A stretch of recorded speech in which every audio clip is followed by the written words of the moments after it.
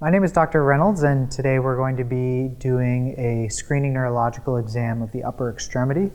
To do this, we're going to be evaluating the motor component of the neurological system, the sensory component, and some deep tendon reflexes of the upper extremity. So the first thing I'm going to do is evaluate the motor system. So to do that, what I'm going to do is I'm going to have you put your joints into particular positions and meet my resistance. And we're going to be assessing the strength of movement of these joints to determine whether or not the particular nerve root is intact. So what we're going to do is the first thing we're going to do is test C5. To do C5, we're going to have you go up like this. And so shoulder abduction primarily involves the C5 nerve root. And what I'm going to do is I'm going to push down on your elbows, and I want you to meet my resistance. Okay. Great. So you're able to fully meet my resistance, and there was no evidence of fatigue. So on a strength scale, I would grade that a 5 out of 5. Because you were able to fully do that and you had no evidence of fatigue, then I would say that the myotome for C5 is intact. Okay. So now let's move on to C6, like this. Okay. I'm going to try to push your arm down like that, so I want you to keep your elbow flexed. Okay. So go ahead and resist me. Excellent. On this side. Same thing. Great. So C6, you're able to fully meet my resistance without fatigue. Now I'm going to have you push down against my hand. Great. That's C7. Again. Okay. C7 myotome's intact. For C8, I'm going to have you go like this. Okay. I'm going to stabilize your wrist, and I'm going to pull your fingers back like this, and don't let me do that. Okay.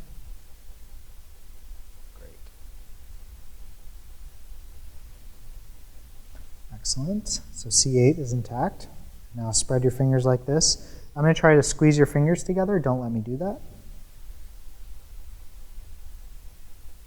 Excellent. Now bring your fingers together. Great. So finger adduction and abduction, you're able to meet my resistance fully without fatigue. So T1 would also be intact. All right. So in summary, I would say that the myotomes from C5 to T1 are intact. Okay, so now I'm going to move on to the sensation part of the exam. So I'm going to evaluate the dermatomes from C5 to T1. To do that, I'm going to have you turn your hands over like that. Okay, and I'm going to start up on the lateral arm. Okay, and what I want you to do is I'm going to have you close your eyes, and I'm going to run my fingers over your skin. And I want you to tell me if you can feel the touch and if it feels the same on both sides, okay? Mm-hmm. So I'm going to start up here on C5, so on the lateral arm to the elbow. Can you feel that? Does it feel the same on both sides? Yes. Okay. C6, down on the forearm to the lateral 2 digits. Can you feel that? Does it feel the same on both sides? Yes. Okay. C7, here on the 3rd digit. Can you feel that? Feel the same on both sides? Yes. Okay. C8 is over on the medial 2 digits up to the forearm. C8, can you feel that? Does it feel the same on both sides? Mm-hmm. Okay. And then T1 is over here on the medial side of the forearm and forearm. Can you feel that? Does it feel the same on both sides? Yes. Okay.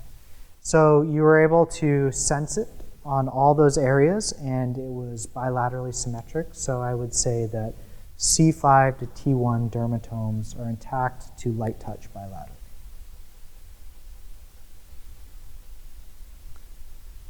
So to test the deep tendon reflexes of the upper extremity, what I'm going to do is I'm going to briskly tap the tendon with the reflex hammer to try to elicit a muscular contraction by engaging that monosynaptic reflex, which is protective for the muscles. Okay.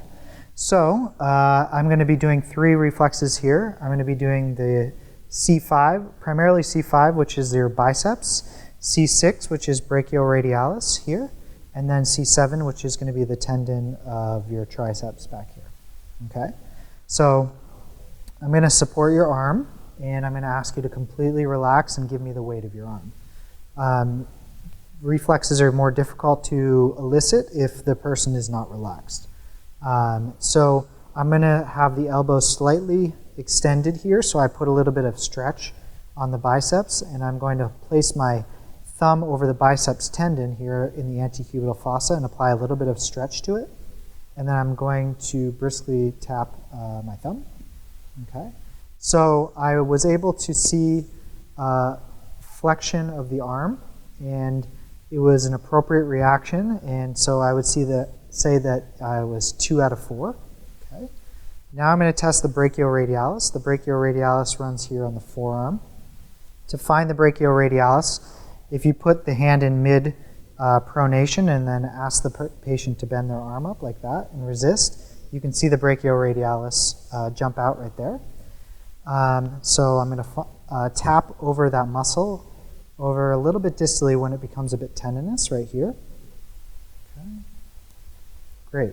So I'm feeling a flexion of the arm here. So that would be an appropriate response. And then for the final reflex, the triceps, I'm going to get the arm into slight flexion and hit over the tendon over here. So just relax your arm. Okay. And so I'm feeling extension of the arm when I tap the triceps tendon here. Okay. So all of those responses were 2 out of 4. And so I'm going to compare them to the other side.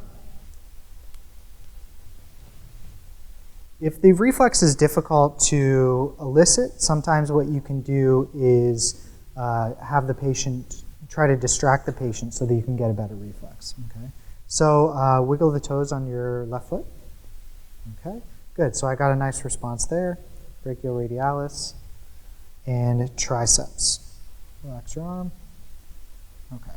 So I'm finding 2+ reflexes, comparing them bilaterally. They're bilaterally symmetric. So I would say that the deep tendon reflexes C5, C6, and C7 are 2 out of 4. So that would conclude a screening neurological exam of the upper extremity.